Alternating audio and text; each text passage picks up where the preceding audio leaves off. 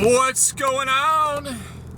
Episode 110, 110 of Crazy Madman Chit-Chatting. Crazy Madman Mr. Destin Trader Chit-Chatting. And giving his thoughts and insights and personal life experiences over this wonderful space called YouTube. And just thinking on the thoughts of personal life experiences and how you perceive things and how you tend to have certain biases and certain directions on things. A lot of the ways that we are making daily decisions in our life are based off of who we are and our upbringing, and everything in your past has brought you to this moment of what you're about to do. Whether you're going to do this or that today. Everything tends to culminate into the moment. When you're coming to make a decision about anything, all you have is your mind to make the decision. Your mind is the one that's going to convince you to go forward with something, or convince you to not do it at all, or convince you to, well, I'll do it tomorrow, push it off, I'm very guilty of that, pushing it off. I've been pushing things off for far too long. Majority of my life, I've just pushed things off. Well, eventually, certain things have to be taken care of. And it's difficult to find that balance. You see it a lot in life, but you see it in the workplace too, where you work with different people and you can tell by their personalities and who they are as people, how they make decisions in the workplace. You might have one person who is just, we'll get to it when we get to it, man. Well, they never end up getting to it. And it doesn't get done until the last minute, and it's like a rushed, half-assed process to get it done. You don't want that. You don't want that. And then you have, like on the other end of the spectrum, you have people that are like, as soon as something comes up, they are jumping on it. They are just diving head in, all in. They putting all their chips in. They going hard on it. Come to find out, if they had just held up for a minute and assessed the situation, there would have been a much easier and smoother process to go about doing it. And it's difficult to find that middle ground. And that has a lot to do with, life decisions in general. It's difficult to find that balance of, okay, is this something I need to get on right now? Or, should I wait a little bit and see if, kind of really assess the situation, do some more research on it, Or, I'll just push it off, I'll get it whenever, and then you end up never getting it.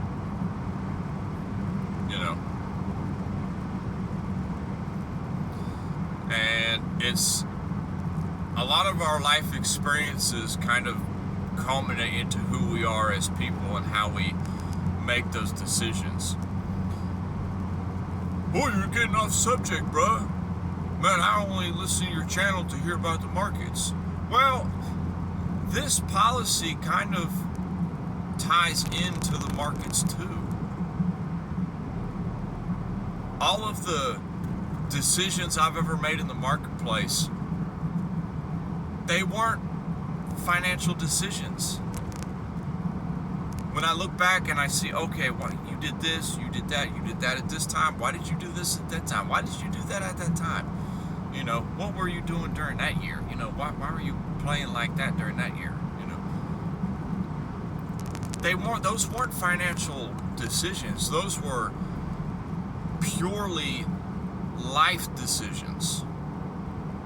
You know, who I was as a person at that time. Okay, how I was making decisions in general at that time. And I've gone through it all. I've gone through the, you know, jumping all in as soon as I see something. And I've gone through the, you know, oh, no, I'll just do it when I do it. You know, I'm just watching that. I'm just watching that one. You know, I'll get that when I get it. You know, I'll buy that when I buy it. Or I'll trade that when I feel like trading it, you know. And then it ends up doing all these things without me, you know. Or, you know, that middle one where I've done that too. You know, I've kind of waited a little bit and then got in and, you know, did all right, but it wasn't really like, you know, fantastic. And none of those matter in the market because those aren't market decisions. Those are like your personal life decisions and what culminates you, what culminated in your past to reach up to this point now to make you make that decision. Let's just say, for example, you know, my favorite example, Walmart. Let's just say, for example, that Walmart has just been, you know, it's just been $100 every day, every week, every month. It's been $100 average for the past 5 years. Let's just say. It never varies it just bounces between $98 and $103.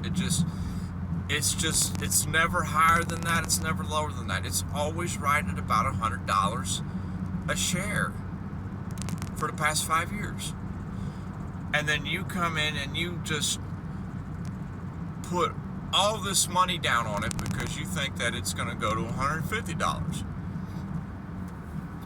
What is your basis on that? Are you just basing that off of, like, a lot of times people make these positions and trades based on their life at that time. If you have, like, this is a much better example, and this ties into the Walmart example. Say all of a sudden, okay, you got like $2,000, you know, you got a bonus from work. They gave you $2,000 Christmas bonus. Hey, good job, Joe. You know, here's your $2,000. You know, you did a great job this year. You know, I'm gonna give you a little extra. Here's $2,000. Man, ball out. Have a good time. I appreciate your hard work. Okay, so your work gives you $2,000 bonus, and you say, oh, good. You know, I'm gonna, you know, perfect, because I was, you know, perfect. I put this aside, or I might put this in the market, you know, make a little profit on it. Okay, great.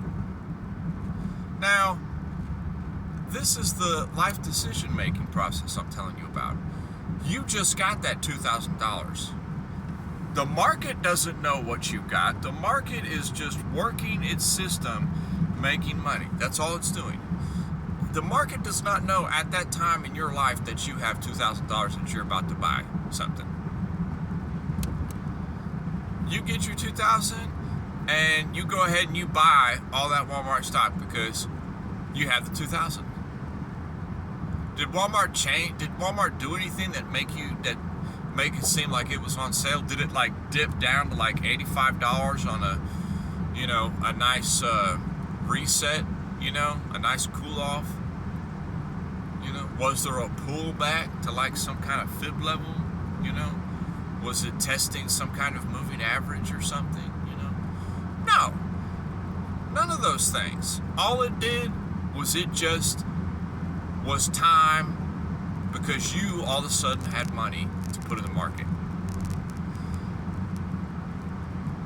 That's where you have to be careful with your decisions in the marketplace, because there's millions of people in the market, and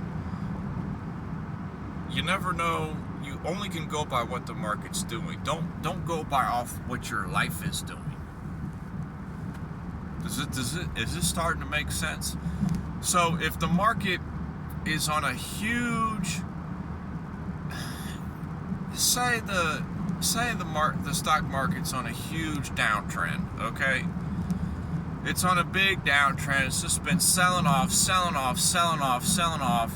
You know, it just keeps going down. Doesn't seem like it's going to stop anytime soon. And you all of a sudden, you know, you say, okay, oh man, I just got this Christmas bonus. I'm going to put, you know, $2,000. I'm going to buy this index fund right now. I'm going to buy all of it, you know, $2,000 in it. Well, why did you do that? Why did you go all in, you know? When the market's kind of going down like that, you just kind of want to put a little bit in, if that makes sense. Take a nibble, you know. Take a nibble here, take a nibble here, take a nibble here. Because everybody and their grandma, bruh, is trying to predict a bottom of a trend and the top of a trend. They're not going to make it that easy to predict the bottom and the top. It's not that easy. I'll be straight with you. It is easier for you to find tops and bottoms in small time frames, like 1 minute and 5 minute time frames. You can, over time, successfully find the top of a 5 minute move and the bottom of a 5 minute move. Large time frames, imagine the time it takes to play out. Imagine the money at play. Very tricky to kind of assess when something's a bottom or not, because it takes so long that by the time you find out that that is the bottom, it's done too late, if that makes sense. But I guess what I'm getting at is that we as people, we always reflect ourselves personally in the marketplace. And it really shows. It really shows on your, it seems crazy, but it really shows. And this isn't a negative thing, because I have a small account size. I'm just telling you that it shows on your account size how you trade too and how you are as a person. Because the smaller account you have, it's crazy. The more careful you have to be. You can't afford to make deathly mistakes on a small account.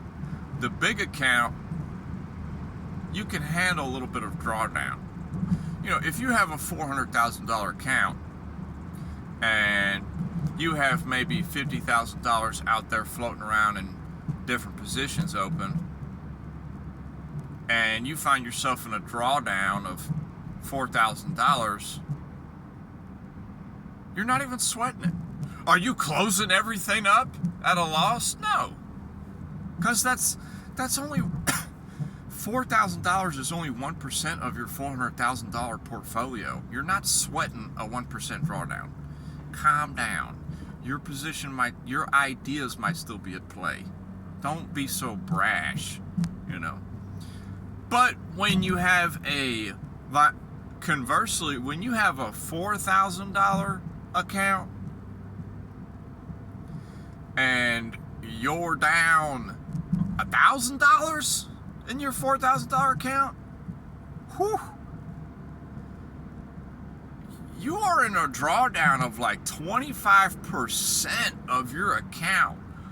wow, that is way too much. You let that get way out of hand, if that makes sense.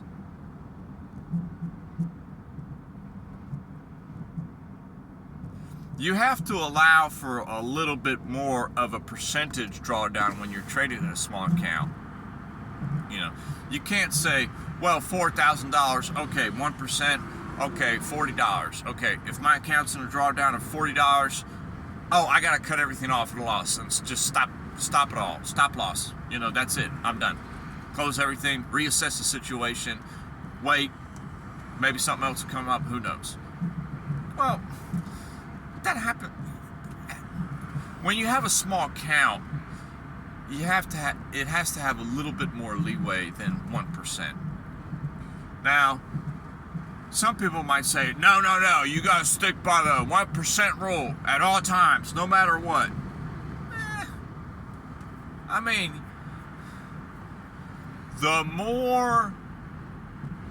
larger your account size is, the smaller your risk percentage should be. So, I'm just throwing numbers. If I had a $4,000 account position, okay, my risk during any given week would be 10%. So I would be willing to risk 10%, $400. Is that going to kill me? No. But does it give me a little breathing room? Yes. It gives you some breathing room. It seems odd, but you don't want it to get you wouldn't want it to get much more than that, because it would just get dangerously out of control if you don't set yourself a limit.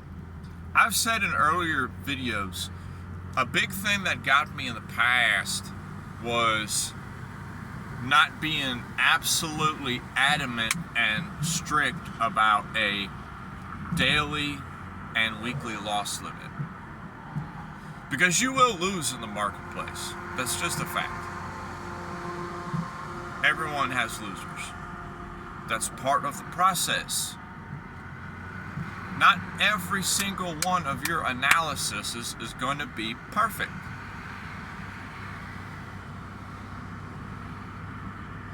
So you have to account for things that don't work out. Now, how do you do that? By keeping your daily and weekly loss limit strict. I mean, you gotta be strict on it. And you have to constantly update it too. You know, I would, in the past, say I would take a $500 account and I would get it up to $1,000. Okay? So this account over here, it was $500 when I started. Now it's $1,000. Well, now I'm trading $1,000. Like, all of a sudden, I would get out of bounds and I would trade the $1,000 like I had $10,000 in there. Does that make sense? I've done that before. You know, I didn't increment my numbers bit by bit. I just took this huge leap, you know. I was trading strict and rigid with the $500, and then all of a sudden, okay, I'm over, my account's over $1,000, and now I'm trading like I got $10,000 in there. I'm putting, you know, $400 down on this position, $300 down on this position, you know, boom, boom, loss. Next thing I know, I lost 200 in a day. You know, you have to watch it. You know, that's just an example, but the larger your account gets, you have to just increment it slowly. Like, say when I had the $500 account, you know, my weekly loss should have only been $50. If I lost $50, if it was Monday and Monday morning market open, I lost $50 of that $500, that's it. I'm done for the week. I'm not touching nothing the whole week. Why? Because I went over my weekly loss limit of the $50. And you can have a daily too. You could have like a 50 for the week and a 10 for the day. If you have a $500 account and you lost $10 that day, hang it up. Just hang it up. I'm telling you. Just hang it up. These aren't like exact numbers I'm throwing out. It's just examples of how it would benefit you to behave with those strict loss limit rules when you're first coming into the game. They will give you survivability that you wouldn't believe. You know, how am I, someone who is so impoverished financially, been able to survive in the markets for multiple years now? Because I play so small, and I've learned the hard way to keep my loss limits set. So if market opens Monday and I hit my weekly loss limit, that's it. I'm out for the week. I'm done. I don't care what happens on Tuesday, Wednesday, Thursday, Friday. I don't give a damn. It could go to freaking Timbuktu and back, the prices on whatever I'm trading. I don't care. I have to stick by my rigid guidelines. And that's my message today. Set yourself some rigid guidelines. Peace and love, and we'll talk to everybody later.